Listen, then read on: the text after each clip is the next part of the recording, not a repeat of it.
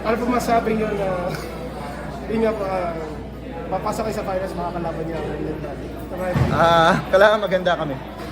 Hindi siya magiging madali. Letran's a tough team. They have a good, of course, properly backed sila by SGA. They have a good coaching staff and talented players. Sabi ko nga before the season started, all-star team yung Letran. And T-Team is very talented, so we have to be able to prepare well and toughen up against this Letran team. Coach, despite saying that all-star team yung Letran, kayo rin naman po, deep din, especially with your stars, you have Andrada, you have Miller, Sino ba? Nigel Gonzalez. Okay, sino ba? Okay naman, di mo kilala yung iba eh. So, ano masabi niyo na yung matchup well with Letran? Well, talo kami sa kanila and I think they're picking at the right time. Yung last game na kalaban namin sila, talo kami. They're picking at the right time. Hats off to their coaches. Kailangan namin maganda. Hirap magsalita. Malakas sila Letran. Ano ba? Sila ba ang number 1 seeded team to start the season? So, siguro, kailangan ko tumawag kay Kuya Olsen para magpatulong. So, yun lang. Parang sabi po kasi ng Letran kanina may pressure kasi nga rivalry series. Kaya hindi po ba ganun din naranasan? Wala naman pressure, but I just want my players to be able to enjoy and experience yung ganung atmosphere. Especially in the finals, hindi lahat ng Sunbeda players at hindi lahat ng Letran players naka-able to experience being able to play in a Sunbeda Letran match. Coach, arguably or maybe the best player in NCAA ngayon si Jonte Miller. Do you think that he puts you as the favorite sa over Letran? No. Ang best player lang NCAA ngayon si Titing Manalili.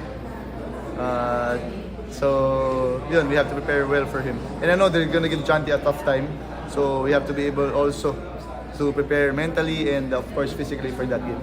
Coach, you talked about SGA team, kakalaban niyo in the finals, pero the semi-finals, tinalo mo sa SGA team ulit. So, can you talk about yung path niyo and towards the crown, kakalaban niyo pa yung SGA team pa in the finals?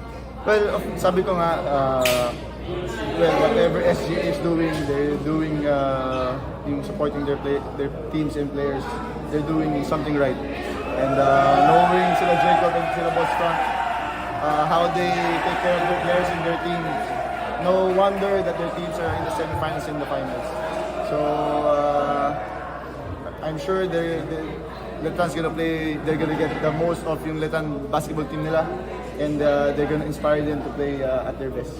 Coach, just last lang din, sa kabilang liga din si Jacob, nag-finals na din for his team sa Lasal. Kayo rin po nag-finals dito sa NC. Siguro ito sa po na magkasabay pa rin po kayo mag-finals kahit na hindi na kayo magkasama sa isa. Wala naman. Of course, we wish Jacob good luck. So, yun lang. Out here, you said na si Titing Manalili ang best player sa NCAA. Pero inside, sabi niyo... Para sa akin yun. For you, Para sa akin. How do you think this will fare in the finals? Head-to-head match-up, it's gonna be a dogfight. So, kailangan maganda sila pareho. With building the facilitators of each team po, gaano ka-importante din po para sa inyo na ma-prepare din po yung the rest of the team din? Sabi ka, Letran's a deep team. So, we need to be able to to play deep also, especially in a series. And everyone needs to be locked in.